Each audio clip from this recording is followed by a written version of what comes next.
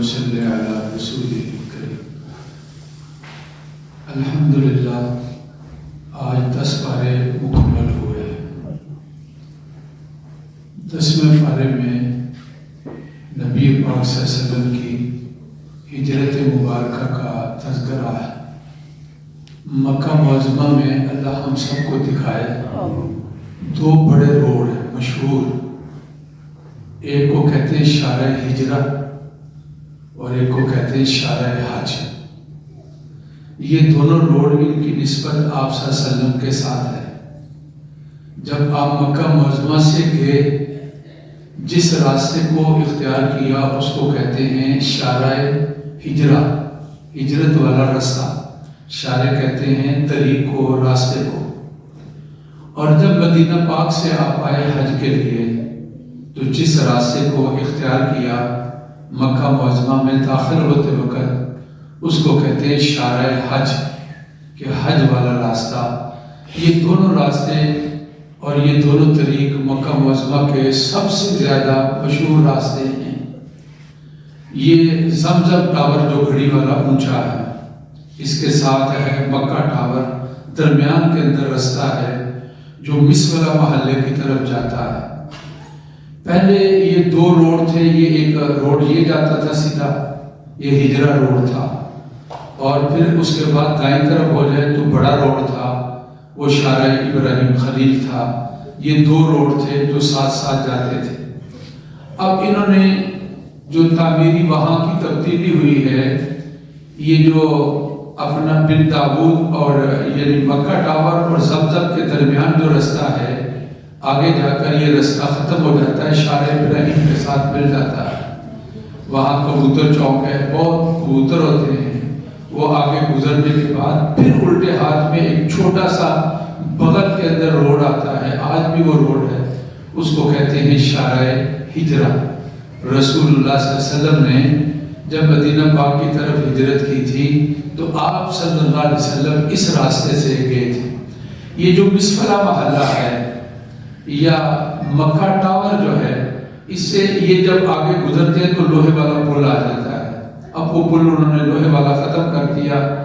اس کے ساتھ ایک مسجد ہوتی تھی، فیصل آباد کا ہوٹل ہوتا تھا کھانے والا، اس کے ساتھ ایک مسجد تھی، اس کا نام تھا مسجد ابو بکر۔ آج بھی مکہ ٹاور کے اندر مسجد بنی ہے، اس مسجد کا نام کیا ہے؟ مسجد ابو بکر۔ اس لیے کہ آپ کا گھر اس طرف تھا۔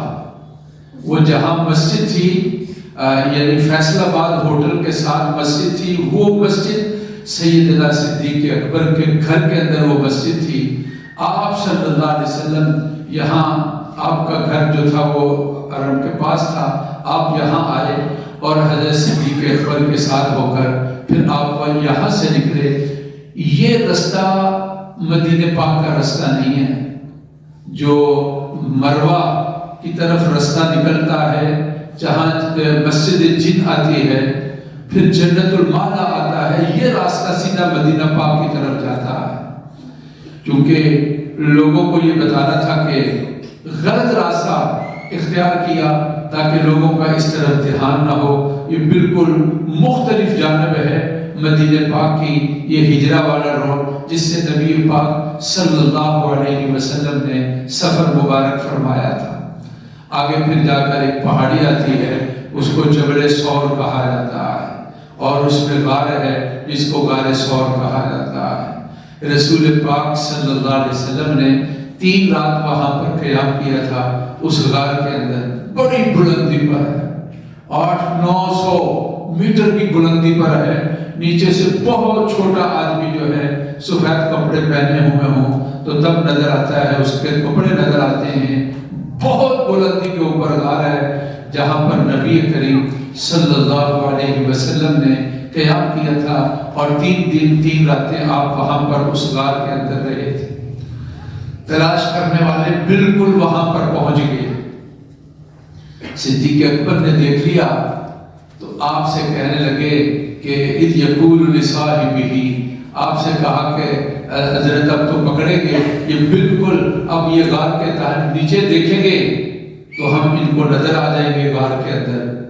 تو آپ صلی اللہ علیہ وسلم نے حضرت صدیق اکبر کو جن الفاظ کے ساتھ تسلی دی، اللہ کی ذات نے بعین ہی وہ الفاظ قرآن کے اندر جو ہے وہ نازل کر دی۔ اذ یقول لصاحبہ، آپ اپنے ساتھی سے فرما رہے تھے، لا تحزن ان اللہ معنا، ابو بکر ڈرو نہیں، اللہ کی ذات ہمارے ساتھ ہے۔ غار میں بھی اللہ کی ذات نے حفاظت پھر فرمائی، پھر آپ نے جو سفر کیا راستے کے اندر بھی اللہ کی ذات نے آپ کی حفاظت فرمائی ہے۔ معبد کا ایک بڑا عجیب واقعہ ہے۔ یہ ایک عورت تھی، راستے کے اندر اس کا گھر آتا تھا اور یہ اس نے کھانے پینے کا سامان رکھا ہوا ہوتا تھا، مسافر لوگ اس سے سودا خریدتے تھے اور مدینہ پاک اور شام کی طرف جانے والے اس کے گھر کے پاس سے گزرتے تھے۔ جب آپ صلی اللہ علیہ وسلم کا قافلہ وہاں پہنچا تو انہوں نے کہا، پوچھا کھانے کے لیے، کہنے لگی کچھ بھی نہیں ہے۔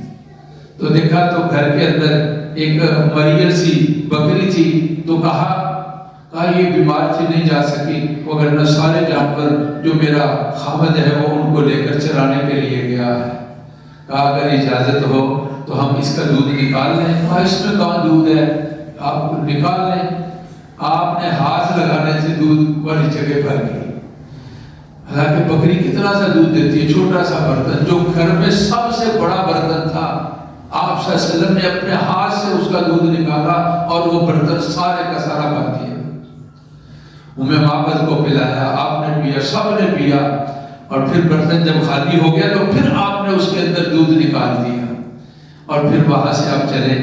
جب رات کو اس کا خامد آیا تو کہا یہ دودھ اتنا سارا کہاں سے آیا؟ کہا وہ گزرنے والا کوئی گزرا تھا اور اس نے اس طرح دودھ نکالا ہے۔ کہا مجھے تو لگتا ہے وہی ہے جن کے بارے میں مکے والے کہتے ہیں جو ان کو پکڑے گا 100 اونٹ اس کو انعام میں دیا جائے گا۔ پھر اس کے بعد ایک اور صحابی ہیں جو بعد میں مسلمان ہوئے، ان کا نام ہے سراقہ بن مالک۔ کہتے ہیں کہ میں ایک محفل میں تھا، تذکرہ ہوا، کسی نے کہا ساحل کی طرف، ساحل سمندر کے کنارے، میں نے کسی لوگوں کو جاتے دیکھا ہے، مجھے لگتا ایسا ہے کہ وہ محمد صلی اللہ علیہ وسلم اور ان کے ساتھی ہیں، اور کہا تھا جو آپ کو پکڑے گا زندہ یا مردہ 100 اونٹ، جو صدیق اکبر کو پکڑے گا مردہ یا زندہ 100 اونٹ۔ کہتے ہیں ان کے ذہن کے اندر آیا سراقہ بن مالک کے کہ میں کہتا، انہوں نے کہا نہیں ہو یار وہ تو اور آدمی ہوں گے، وہ کہاں ہوں گے؟ میرا مقصد تھا کہ کوئی اور پیچھا نہ کرے۔ میں نے اپنی باندی سے کہا ذرا گھر سے دور ایک جگہ پر میرا گھوڑا کھڑا کر دو اور سارا کچھ سامان بھی، اور میں چپکے سے گھر کی بیک جانب سے نکلا اور سواری لی اور میں بھگاتا ہوا وہاں پہنچ گیا۔ اور پھر صدیق اکبر نے کہا کہ کوئی پیچھا کرنے والا آیا ہے، آپ کے پھر یہی الفاظ تھے، لا تحزن ان اللہ معنا اذ یقول لصاحبہ، جب اپنے صحابی سے فرما رہے تھے کہ لا تحزن ان اللہ معنا۔ یہ سراقہ بن مالک جب قریب آیا تو گھٹنوں تک اس کا گھوڑا زمین کے اندر دھنس گیا۔ کہنے لگا آپ کی دعاؤں سے بچ سکتا ہوں، مجھے دعا دے دو اور میں وعدہ کرتا ہوں آپ کے پیچھے کسی کو نہیں آنے دوں گا۔ پھر وعدے کی پاسداری کی، کوئی پیچھے آ رہا ہوتا تو یہ کہہ دیتے کہ میں ہو کر آ گیا ہوں، اب تیرے جانے کی ضرورت نہیں ہے، آ جاؤ میرے ساتھ واپس آ جاؤ۔ اللہ کی ذات نے آپ صلی اللہ علیہ وسلم کی دعا سے اس کے گھوڑے کو زمین سے باہر نکال دیا۔ انہوں نے پھر کہا تھا مجھے کوئی تحریر دے دو، اور رسول اللہ صلی اللہ علیہ وسلم نے اس کو امن کی تحریر دی تھی، اور ان کے پاس سراقہ بن مالک کے پاس ایک عرصہ تک وہ تحریر تھی جس میں رسول اللہ صلی اللہ علیہ وسلم نے ان کو امن دیا تھا۔ اور پھر یہ آپ کا قافلہ مدینہ پاک میں داخل ہوا۔ کئی لوگ مکہ جا رہے ہیں اور کوئی مدینہ پاک جا رہے ہیں اور کوئی مدینہ پاک سے آ رہے ہیں۔ سفر کا موقع ہے، اللہ تعالیٰ سفر میں آسانیاں کرے اور قبول فرمائے، اور حرمین شریفین کی مجھے اور آپ کو بھی اللہ زیارت نصیب فرمائے۔ الحمدللہ رب العالمین، اللہم صلی علی سیدنا و مولانا محمد وعلی آل سیدنا و مولانا محمد وبارک وسلم۔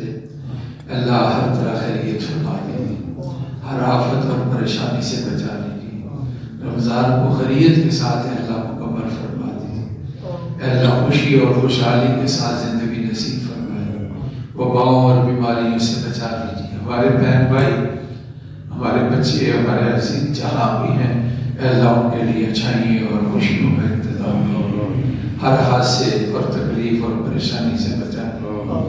ہمارے دوست احباب اور ساتھی اے اللہ جو بیمار ہے صحت دے دی، مائیں بہنیں بیٹی ہیں جو بیمار ہیں اللہ صحت دے دی، دعائیں قبول کر لے اللہ، دعائیں قبول کر لے اللہ۔ آپ کی توفیق سے 10 پارے ہوئے اے اللہ، آپ کے حکم اور توفیق سے باقی سپاروں کی تکمیل ہوگی اللہ نصیب فرما دے۔